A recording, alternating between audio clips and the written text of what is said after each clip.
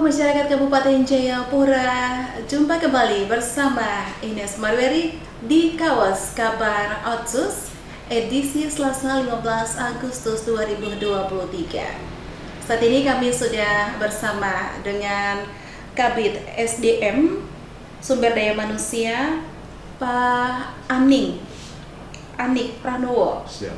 Iya, selamat Awik Pranowo Pranowo. ya. Iya. Selamat beraktivitas di hari ini. Terima kasih untuk kesediaan waktunya, Pak. Siap, terima Apa kasih. kabar, Pak? Baik sekali. Ya, syukur, puji Tuhan. Iya, masyarakat Kabupaten Jayapura, kita tahu bersama bahwa saat hadirnya Otsus, tentu saja kita menerima manfaat dengan dana yang dikucurkan oleh pemerintah pusat dan Kabupaten Jayapura. Sementara dengan hadirnya dana otonomi khusus ini, baik di setiap OPD bahkan badan yang ada di lingkup Kabupaten Jayapura tengah mengelola dana Otsus. Untuk PKD sendiri, berapa plot anggaran yang diterima dan untuk apa saja dilakukan, lalu berapa persennya anggaran yang sudah diperuntukkan? Oh, siap. Baik, terima kasih Bu Ines yang telah melaksanakan podcast di hari ini. Sebelumnya saya pribadi dan BKPSDM pada umumnya mengucapkan permohonan maaf yang harusnya pelaksanaan kegiatan hari ini sudah dikomunikasikan jauh hari, cuma hari ini baru terlaksana. Iya, terima kasih banyak. Di samping itu kami ucapkan dan apresiasi sebesar-besarnya kepada kru dari Kominfo atas terselenggaranya podcast ini. Iya. Seperti itu. Baik, sebelum saya menjawab Ibu Ines punya pertanyaan tadi, saya ingin sedikit berikan gambaran tentang kegiatan Otsus yang dikelola oleh BKPSDM ini. Sebagaimana diamanatkan dalam pasal 3 butir E Peraturan Presiden RI nomor 65 tahun 2001 tentang percepatan pembangunan Provinsi Papua dan Papua Barat, yang menegaskan bahwa strategi dan kebijakan percepatan pembangunan khususnya di bidang pendidikan dilakukan melalui revitalisasi pelayanan pendidikan yang dapat dijangkau oleh seluruh kampung yang ada di Provinsi Papua dan Provinsi Papua Barat. Dalam hal ini khususnya adalah pemerintah Kabupaten Jayapura. Nah, untuk menjawab program tersebut, pemerintah Kabupaten Jayapura pada masa kepemimpinan almarhum Bapak Bupati Habel Melkias telah mencanangkan program yang namanya adalah Program Penelusuran dan Pengembangan Potensi Putra-Putri Papua, atau yang biasa dikenal adalah P5. Yang mana P5 ini adalah dikhususkan bagi putra-putri asli Kabupaten Jayapura yang diberikan beasiswa pendidikan baik di dalam negeri maupun luar negeri, yang dibiayai oleh yang sumber anggarannya adalah dari dana otonomi khusus ini. Dengan melihat dari program yang dicanangkan oleh almarhum Bapak Bupati Habel Melkias di masa kepemimpinan 2 periode Bapak Matius Aweito, dengan keberhasilan ini, program ini dilanjutkan lagi di masa kepemimpinan juga Pak Matius Aweito. Namun programnya itu sedikit berubah nama sesuai dengan visi-visinya masa Bupati Bapak Matius Aweito. Berubah nama menjadi Program Peningkatan Putra-Putri Papua Jayapura Baru. Dan pada prinsipnya adalah program ini juga pada definisinya sama, memberikan beasiswa kepada putra-putri yang berpotensi untuk kita berikan pendidikan, khususnya pendidikan tinggi, baik di dalam negeri maupun di luar negeri, seperti itu. Terkait dengan jumlah anggaran yang diterima oleh kami yang dikelola oleh BPSDM di tahun 2003 ini, kita mengelola 2 subkegiatan. Yang pertama adalah pengelolaan pendidikan lanjutan ASN, yang mana program ini adalah dikhususkan bagi ASN yang menjalankan studi baik izin belajar maupun tugas belajar, dan orang asli Papua akan dibantu melalui program kegiatan ini. baik itu pendidikan S1, S2, dan S3 seperti itu. Yang kedua adalah pendidikan tadi yang seperti saya gambarkan tadi, yaitu program penelusuran pengembangan potensi putra-putri Papua atau P5 tadi, atau yang di dalam DPA kami dikenal dengan pelaksanaan kerjasama antar lembaga, dan itu nilainya juga sebesar 1.500.000.000. Untuk yang program yang pertama tadi, pendidikan lanjutan ASN, nilainya adalah 1.200.000.000. Jadi total yang kami kelola adalah 2.700.000.000. Baik. Ya, dari 2 miliar lebih ini, berapa persen yang sudah digunakan? Baik. Untuk kegiatan penyerapan anggaran dari total 2 miliar ini sampai dengan di bulan Agustus ini, kami terus terang saja penyerapan anggaran baru sebesar 36 atau 36,39%. Hal ini kenapa sangat kecil penyerapannya? Ada dari sisi aspek permasalahan, yaitu meliputi satu, dana otsus secara umum untuk di Kabupaten Jayapura sendiri baru berjalan efektif di akhir bulan Mei. Karena itu kami masih menunggu transferan dari pemerintah pusat. Sehingga di bulan Januari sampai dengan Juli belum kita lakukan pelaksanaan permintaan anggaran karena belum tersedianya transfer dana otsus dari pemerintah pusat ini. Itu yang pertama. Yang kedua, persediaan UP atau uang persediaan yang dikelola BKPSDM sebesar 600 juta relatif sangat rendah untuk menopang satu sekretariat, 3 bidang pada BKPSDM yang kalau kegiatan bersamaan dilaksanakan, OP ini tidak cukup untuk mengakomodir permintaan invoice yang diajukan oleh pihak ketiga. Satu invoice saja nilainya ada yang sekali satu invoice itu nilainya 600 juta. Bagaimana kalau UP kita cuma 600 untuk menghidupi satu sekretariat dan 3 bidang ini. Baik.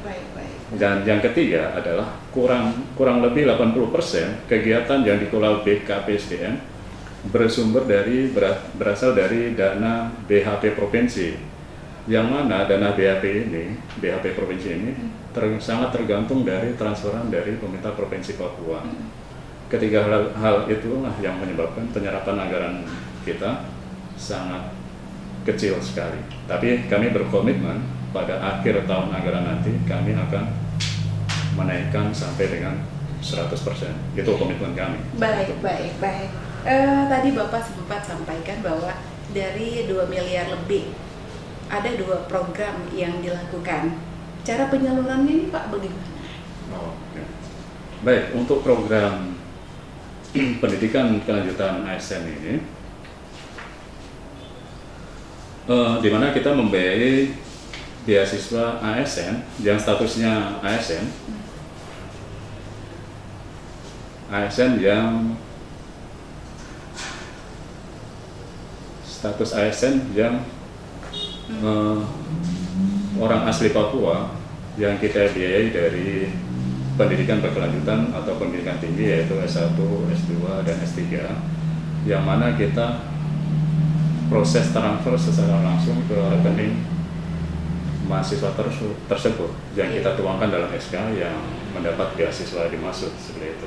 Jadi kita untuk kegiatan pendidikan berkelanjutan itu langsung kita transfer ke rekening yang bersangkutan sesuai dengan besaran biaya yang kita tentukan yang diperuntukkan oleh yang bersangkutan sesuai dengan kemampuan anggaran tentunya. Iya, baik. Dengan cara penyaluran transfer misalnya Pak, untuk pengawasan sendiri dari BKD bagaimana cara pengawasan untuk anggaran tersebut? Adakah pengawasan yang dilakukan atau? Pengawasan yang dilakukan adalah kita memproses ke pihak bank dari bukti transfer itu apakah sudah sampai atau belum ke yang bersangkutan. Kadang-kadang kita juga ada nomor WA dari yang bersangkutan, kita konfirmasi langsung apakah sudah masuk atau seperti apa. Di samping itu kan pengawasan secara internal kan kita selalu ada, yaitu inspektorat dan pihak dari luar juga dari BPKB. Ini khusus untuk mahasiswa aktif ya, aktif kuliah. Yang aktif kuliah dan statusnya ASN. Iya. Bisa Bapak jelaskan sedikit, kira-kira untuk Kabupaten Jayapura berapa mahasiswa yang aktif yang mendapat bantuan dari dana otsus ini? Mungkin bisa kisaran kasarnya saja bisa Bapak sebutkan. Maksudnya yang dibiayai, Oh. yang dibiayai. Khusus untuk ASN, orang asli Papua yang dibiayai. Untuk pembiayaan orang asli Papua yang statusnya ASN sebanyak 32 orang. Ya. Dan itu berbagai jenjang pendidikan, ada D3, S1, S2 dan S3. Baik. Sedangkan untuk non-ASN atau program P5 saat ini yang masih aktif adalah 16 orang. Baik, Kak. Bagaimana dengan harapan Bapak sendiri? Sudah memasuki bulan ke-8 dan menggunakan anggaran yang sudah bisa dikatakan tadi Bapak jelaskan bahwa bisa dibilang baru awal Mei dana ini diperuntukkan. Apakah sampai bulan Desember ini bisa memasuki 75% penggunaan anggaran tersebut? Kami tetap berkomitmen bahwa kita anggaran yang sudah diberikan harus kita salurkan semaksimal mungkin. Jadi kita akan meminimalisir jangan sampai terjadi silva atau pembalikan anggaran, itu sangat disayangkan sekali. Jadi kami berkomitmen untuk itu, untuk di akhir tahun nanti kita bisa mencapai tahap 100% dalam proses pencairan. Baik. Program yang dilakukan oleh BKPSDM ini adalah sesuatu yang luar biasa untuk meningkatkan SDM yang ada di Kabupaten Jayapura. Harapan Bapak dengan anggaran atau bantuan yang diberikan, tadi Bapak sempat sampaikan bahwa plot anggaran yang kami terima ini cukup terbatas. Harapan Bapak dengan penggunaan anggaran ini, apa yang bisa didapatkan? Baik, dengan anggaran ini kami berharap untuk pemerintah pusat maupun pemerintah provinsi dalam program pengembangan pendidikan berkelanjutan, harapan kami mungkin anggarannya bisa dapat ditambahkan atau ditingkatkan supaya pemberian bantuan beasiswa bagi ASN itu bisa merata, jadi tidak sebatas ASN yang volumenya kecil. Kalau seandainya anggarannya ditambah, mungkin bisa mengakomodir hampir rata-rata ASN yang sedang melanjutkan pendidikan yang lebih tinggi. Sebagaimana pengalaman kita sesuai data yang ada bahwa kurang lebih hampir 60 orang yang mengajukan proposal untuk pendidikan beasiswa ini. Sedangkan dari sisi anggaran yang kami terima hanya mampu membiayai sekitar 36 orang, itu saja. Baik. Jadi harapan kami untuk program ini mungkin kami diberikan porsi yang lebih banyak agar bisa mengakomodir teman-teman ASN ini yang sedang melanjutkan pendidikan, khususnya yang asli OAP. Baik. Terima kasih Pak. Terakhir, Bapak bisa titipkan pesan khusus untuk penerima dana otsus, khusus untuk ASN orang asli Papua yang dibiayai dari dana otsus, untuk bagaimana supaya mereka bisa menyelesaikan kuliah mereka, pendidikan mereka, dan benar-benar memaksimalkan dana tersebut. Silakan Bapak. Baik, harapan kami untuk para ASN yang dapat beasiswa ini, kami harapkan dengan adanya beasiswa ini dapat meringankan beban biaya pendidikan yang bagi ASN tersebut, serta mampu meningkatkan SDM asli Papua, khususnya di Kabupaten Jayapura, untuk membangun daerahnya sendiri dan menjadi tuan rumah dirinya sendiri bagi kemajuan pembangunan di Kabupaten Jayapura. Baik, terima kasih Pak. Terima kasih untuk waktunya. Kita sudah ngobrol. Sama-sama. Demikian masyarakat Kabupaten Jayapura, bincang-bincang kami bersama dengan Kabid BKPSDM Kabupaten Jayapura terkait dengan anggaran yang telah diterima dan dikelola. Ada 2 program yang telah dilakukan. Besar harapan para penerima anggaran otsus ini bisa memaksimalkan sebaik mungkin untuk menyelesaikan pendidikan mereka, khusus untuk orang asli Papua Mari bersama untuk menggunakan bantuan anggaran yang diberikan agar kita sama-sama merasakan bahwa hadirnya Otsus dapat membawa perubahan. Kami akan kembali di kabar Otsus selanjutnya. Sampai jumpa.